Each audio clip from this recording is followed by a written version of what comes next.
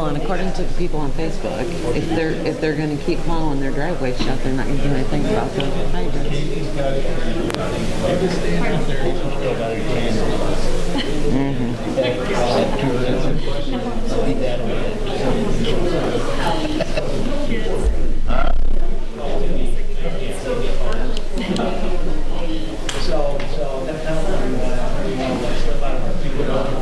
They gotta have the corner of Jesus looked at over there on the second ward between him and Snow, you know, the sandals. You mean if Brian put on Casey's sandals, he'd look like Jesus? Yeah, a lot more. Is that what you're saying? Yeah, pretty much more.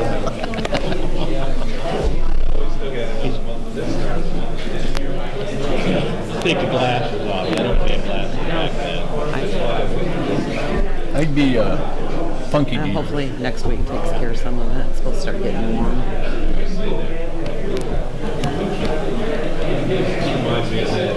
I'm glad you came to church. Jesus, Snow, and his one disciple. I'm glad you came to church the other day because that just didn't absolutely. I would probably go as far as you said with having, tramps and things like that. But No, but that's the way you gotta look at it. Though. I think so too. That's what. Then somebody else looks at it and say, well, that means I can do this and I can do that.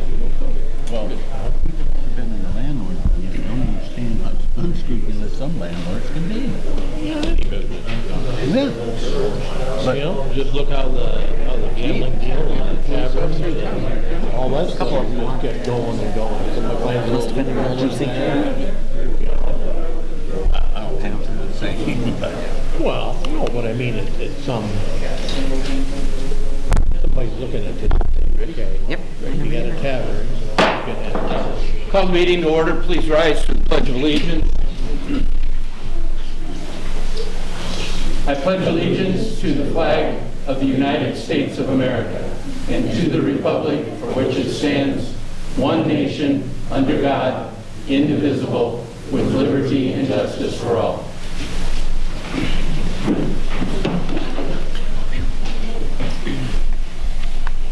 Thank you and good evening, everyone. Welcome to the Rock Falls City Council meeting on this February 16th, 2021. First item will be roll call, please. Mayor Westcott. Present. Alderman Palmer. Here. Wonglin. Snow. Present. Babel. Present. Schoeneman. Present. Kleckler. Here. Sabatka. Thank you. Well, the first item on the agenda, now that roll call is over with, we have a special recognition this evening, and we're so happy that she showed up. We thought we were going to have to send people to get her. We're going to have a recognition for our retiring police chief, Tammy Nelson, because she, in her figuring, had enough vacations, sick days, and everything else to be gone. Thought we would probably just forget about her or something, but we haven't. I'd like to just read a kind of a prepared statement before I have Tammy come up. This evening, we're most fortunate to have retired Chief Tammy Nelson with us so that we can recognize her service to the city. And before I ask Chief Nelson to come up here, I want to take this opportunity on behalf of the Rock Falls City Council, Administrator Blackert, the employees of the city, and the residents of the city of Rock Falls to thank Chief Nelson for nearly 3 decades of service to our city. She started her career as a telecommunicator back in March of 1991. In January of 1993, she became a patrol officer, and over the next 28 years worked through the rank of sergeant, administrative commander, operations commander, served as acting chief, and then rose to the position of chief.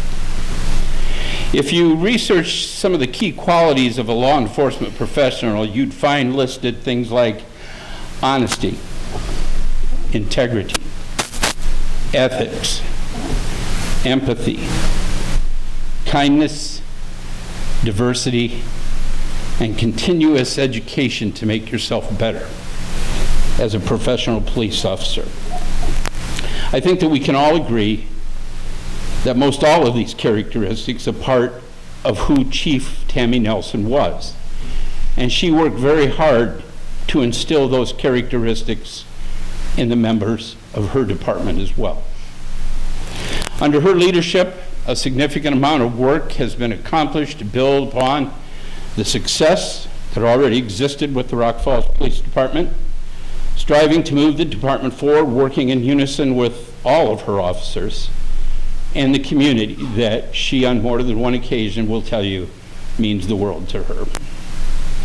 It has always been important to Chief Nelson that the citizens of this community look at our police department in a different light that is being portrayed today in America.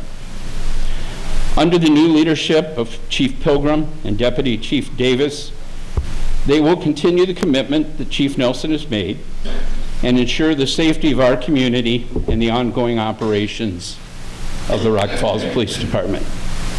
Tammy, step up here.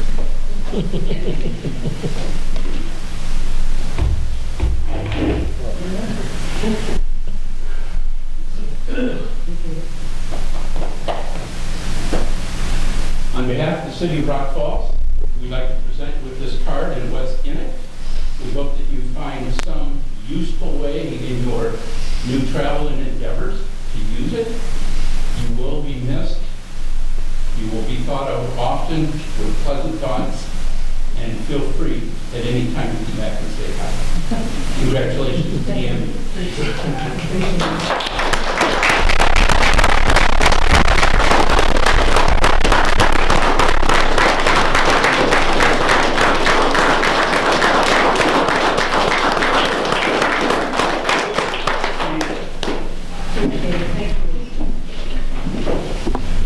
I think it's very significant that all of you are here for this tonight. I know that in your own ways over the years, you've all seen Tammy perhaps in different ways. The good days, the bad days, you agree to disagree on many different subject areas. But I think in the end, the important thing was that everybody worked together as a team and everybody went home safely at the end of the shift. And that was a job well done. Thank you, Kate. Appreciate it. Thank you. Yep. You're all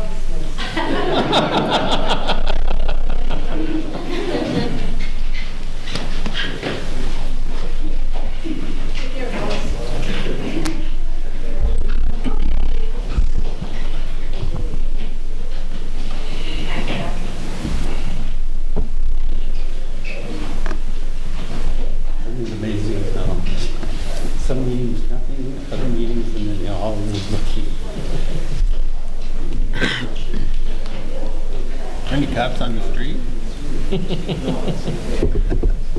Yeah.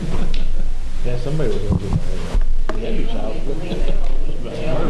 All right. Moving forward on the agenda, the next item on the agenda is a presentation.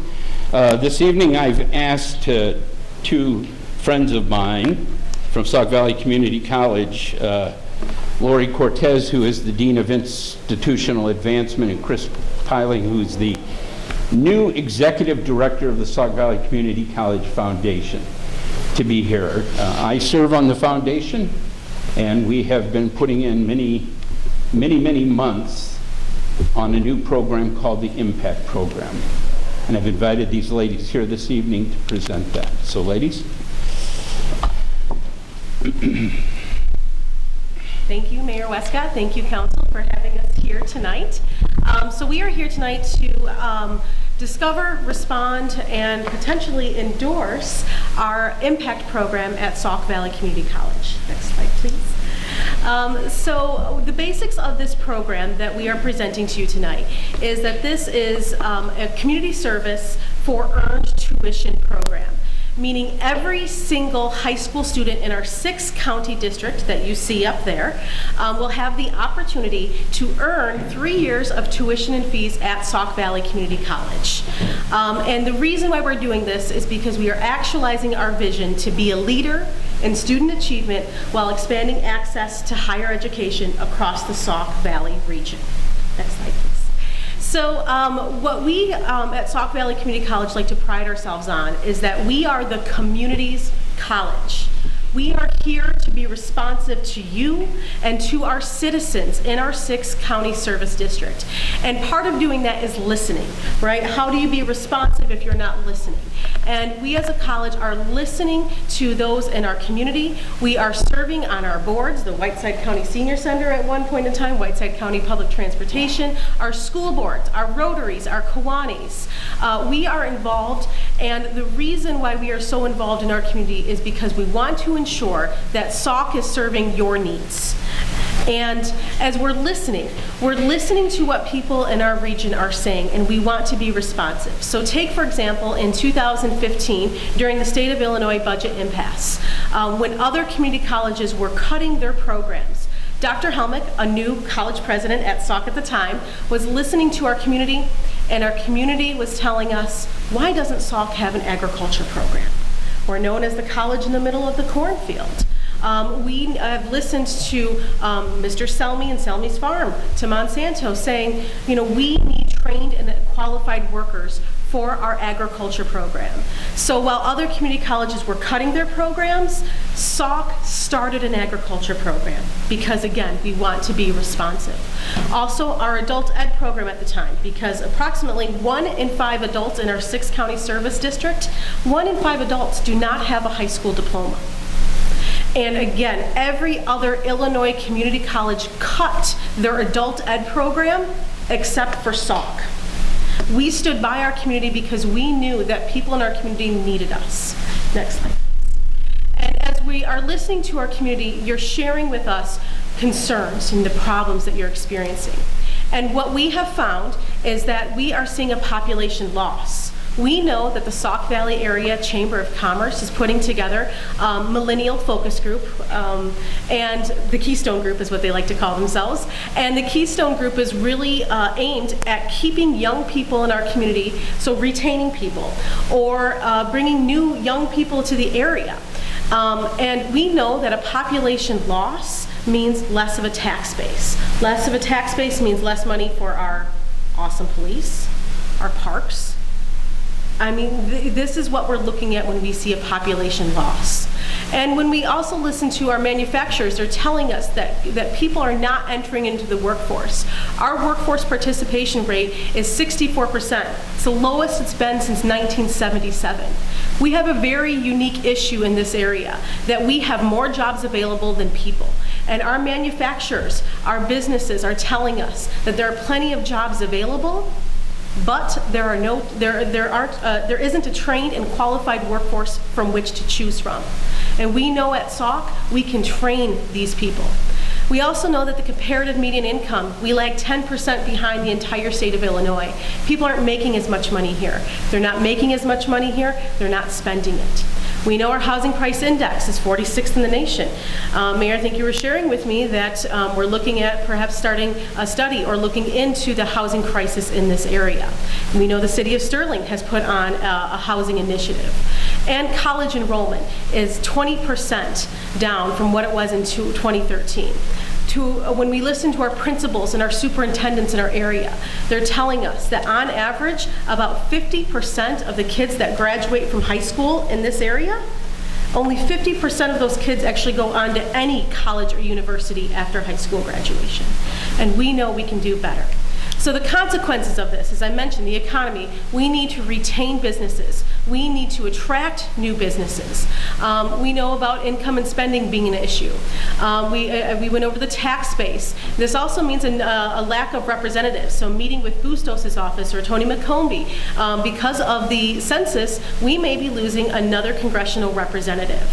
Education, with students that are not in the seats, that means a decrease in funding and educational attainment levels, and civic engagement. So our nonprofits are telling us, I mean, Bethany Bland has such a need for volunteers, and our YWCA has a need for volunteers. And we know that is critical to the success of our nonprofits. And our places of worship. They're telling us, our pastors are telling us that people are just not in the pews. pretty sad, huh? So let me see if I can bring us on up. So in looking at what Sauk Valley Community College is doing, our retention rate is 17% higher than the national community college norm. Retention rate meaning students who start 1 year and come back the following year.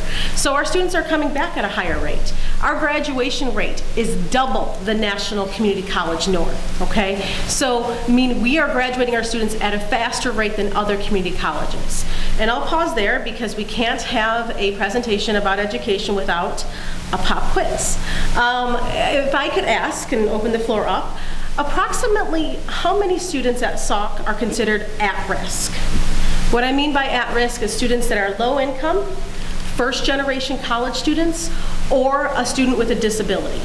Does anybody know what percentage of Sauk students fall into at least one of those three categories? Mayor, you cannot cheat, you know this answer. Anybody want to wager a guess?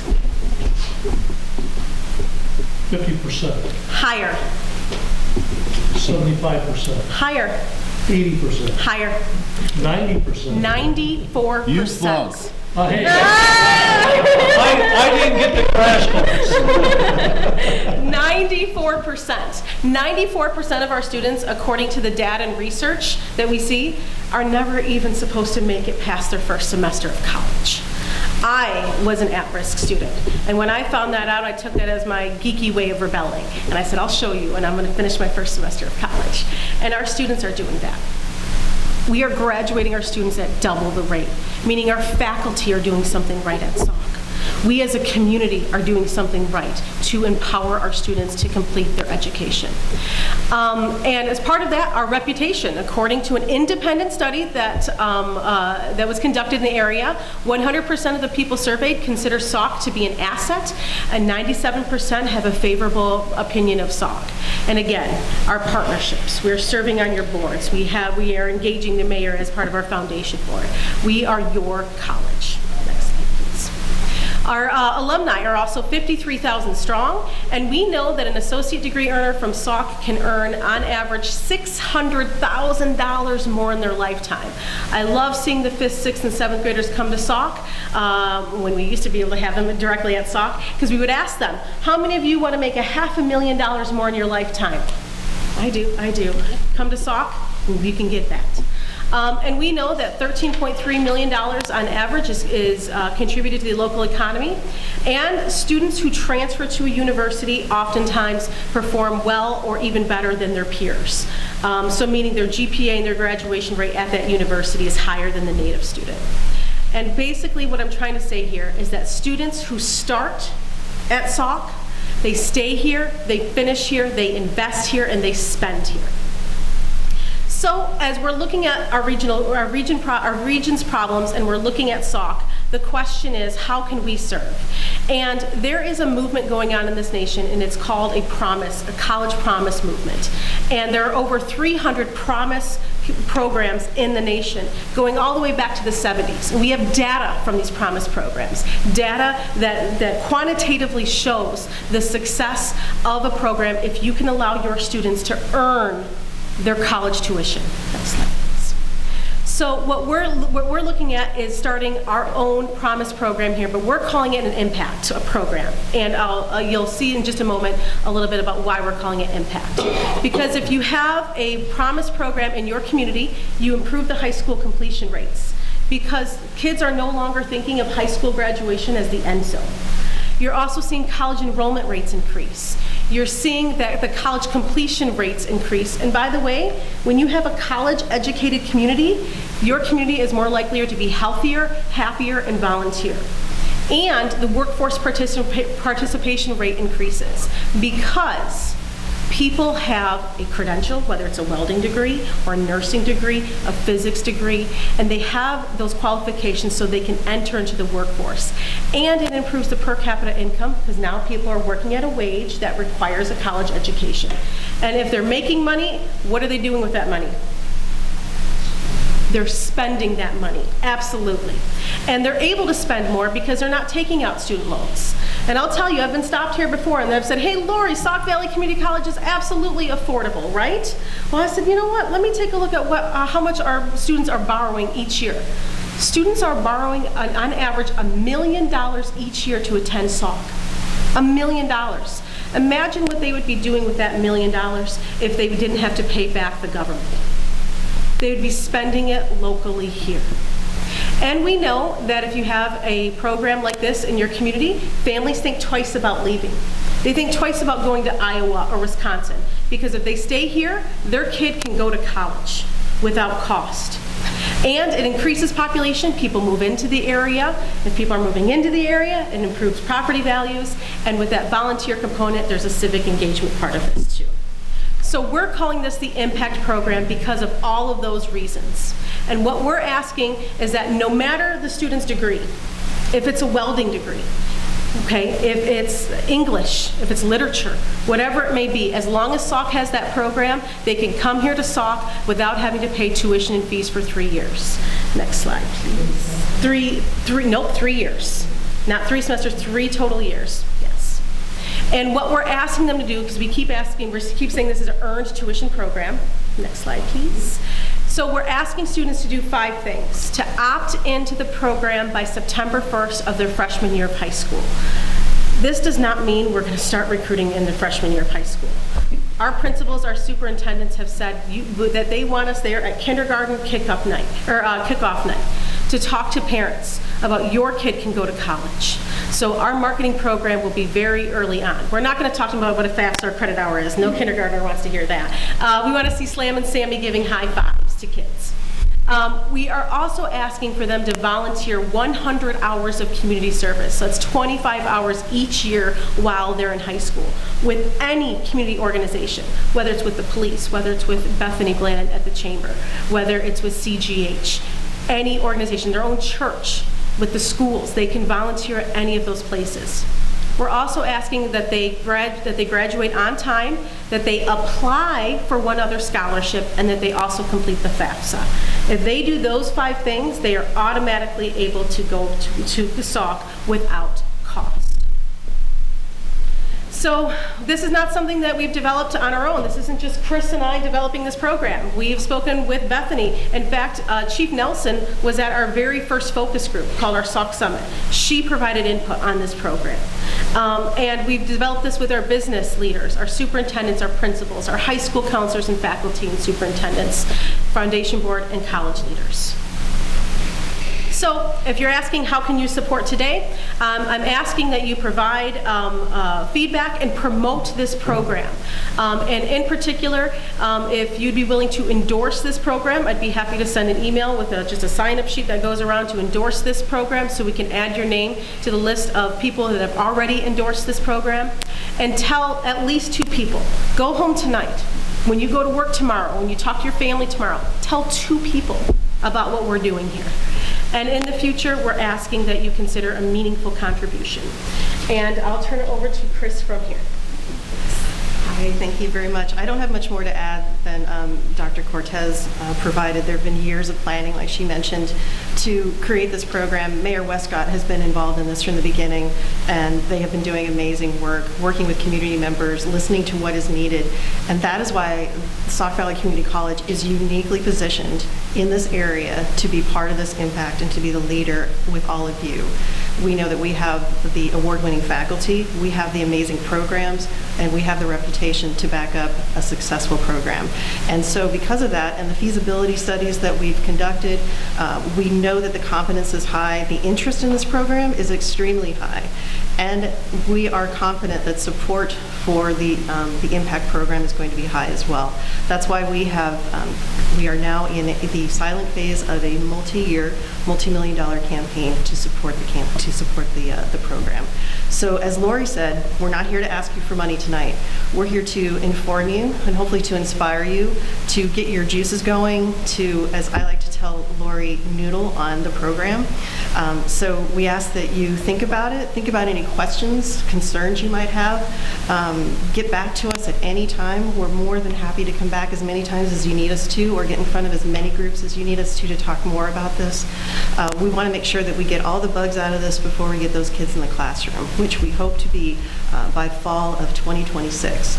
So again, we're working to get support for the program. We're not here to ask you for money tonight. We will be back later in the year, in the fall, to ask you to consider adding a line in your budgets that will help support this very important program that we firmly believe will change the region.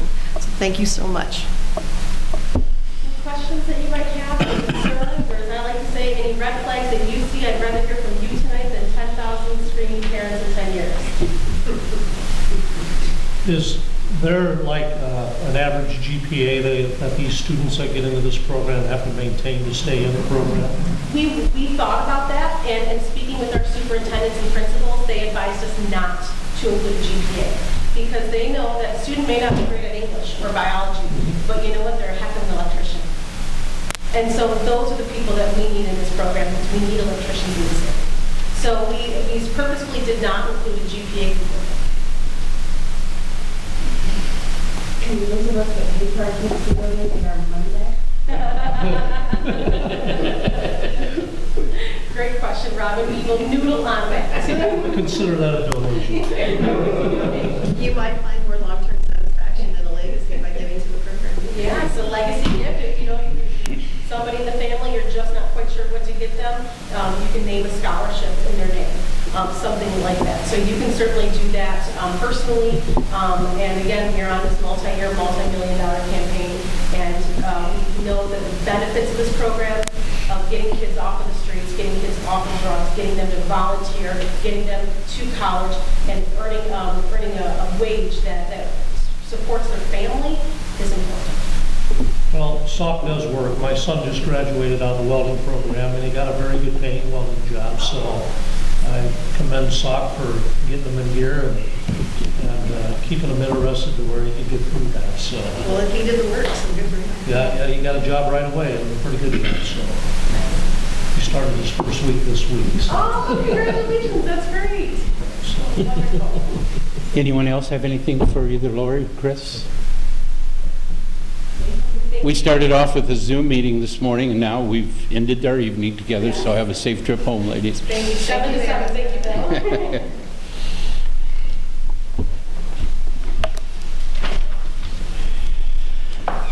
Okay, our next item on the agenda this evening is audience requests. Is there anyone in the audience that would like to speak to the council for any reason? Community affairs? Anyone from the chamber? Next item is the consent agenda. We have 3 items this evening. Does anybody wish to have any one of those 3 items removed for individual discussion? Michelle, if you would, please.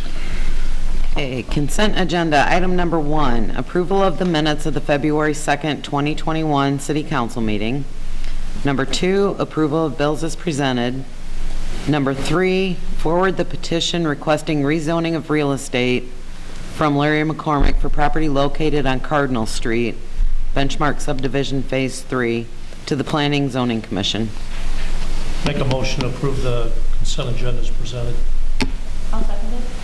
Motion been made by Mr. Snow, seconded by Ms. Palmer to approve the consent agenda items as presented. Any further? Roll call, please. Alderman Babel? Aye. Schoeneman? Aye. Kleckler? Yes. Palmer? Wangelin? Yes. Snow. Aye. Next item on the agenda is City Administrator Blacker's report. Robin, want to bring us up to date on some grants? Mini grants? All I have is the update on grants, and lo and behold, in the mail came some checks for our 5 businesses that got the Downstate Business Stabilization Grant. So we were able to deliver to 4 of the businesses last week, and tomorrow is the last business, so they will all have their money. So that was a big relief. The economic support grant, we should be on track to ask for reimbursement by the end of February. And as you guys remember, that's the money that tourism paid out as emergency grant money to our local businesses. So we're hoping to get $122,000 of that back for that. That's all the grants that I'm working on at this time. And looking for more. Nope. Not right now. Anybody have anything? After budget's done. Anybody else have anything for Robin? Okay, information correspondence. Mr. Cole, anything from you this evening, sir?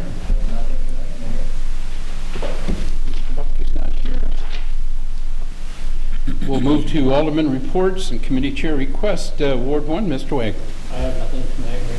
Thank you. Ms. Palmer? I also have nothing. Okay. Mr. Snow? Yes, I'd like to make a motion to approve to place for bid the 2021 to 2024 lawn maintenance contract. Motion's been made by Mr. Snow, seconded by Mr. Wagland to approve to place the bid covering the period of 2021 through 2024 for the lawn maintenance contract. Any additional? Roll call. Alderman Babel? Aye. Schooneman? Aye. Kleckler? Yes. Palmer? Yes. Wonglin? Snow. Aye. Anything else, sir? Nope, that's it, Mayor. Okay. Casey? Nothing tonight, Mayor. Thank you, sir. Mr. Schooneman? Nothing tonight, Your Honor. Uh-oh. Mr. Kleckler? Might as well have nothing to say. And Ms. Sabatka's not with us this evening. She said I could tell you she's had surgery on her wrist, and she should be back at the next meeting. I should give you the brave way. I guess. Yeah, that's how she got it. Under Mayor's report this evening, first item, in accordance with Section 280 Special Committee, I'd like to have the council approve the appointment of the following individuals to serve on the City of Rock Falls Comprehensive Plan Review Ad Hoc Committee. Mr. David Bratton, Paloma Township Supervisor. Chris King, United Country Sauk Valley Realty. Mr. Jeff Guthrie, the owner of Hills Electric. Mr. Gary Camarano, the Whiteside County Economic Development Director. Alderman Rod Kleckler, Alderman Gabrielle Palmer, and City Administrator Robin Blackert, Mayor Bill Westcott, and Building Inspector Mark Searing will be part of the committee, but he will be a non-voting member. I'll make a motion to approve all those people. I'll second that motion. Mr. Schooneman, seconded by Mr. Snow, to approve the ad hoc committee. How this came about, folks, is our last comprehensive plan was done in 2011, and every 10 years you should review it. Every 5 years it should be reviewed. My apologies. Looking at it, some things have changed, mostly demographics and different things to plug in, and some others. But a lot of it's the same. So this committee will be tasked with the responsibility of meeting. We'll have a first meeting in April, organizational meeting, look at the chapters, look at the current plan. Them are being prepared for those of you that will be on it now, so you'll have a chance to look at them.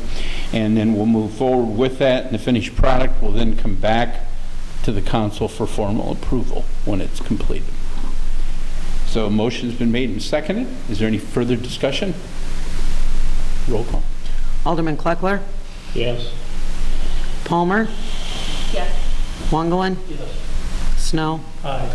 Babel? Aye. Schooneman? Aye. And next item is the appointment. I've spoken to Gabby, and she's willing to fill the void on the Public Works Public Property Committee, so the chair would entertain a motion for the approval of Alderman Gabrielle Palmer to the Public Works Public Property Committee. So moved.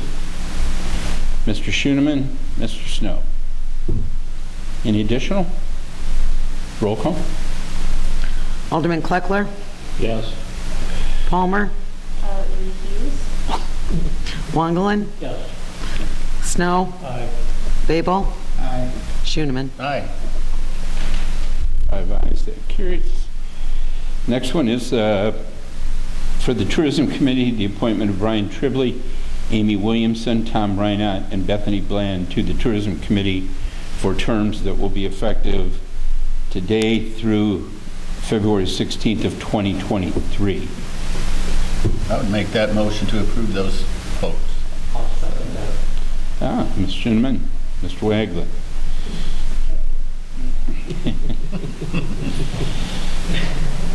Hearing no further, roll call. Alderman Kleckler? Yes. Palmer? Yes. Wonglin? Yes. Snow? Aye. Babel? Aye. Schooneman? Aye. Next item, which wasn't on yours, but just information, you should have received your economic interest statements in the mail. Please make sure that you get those things completed and returned.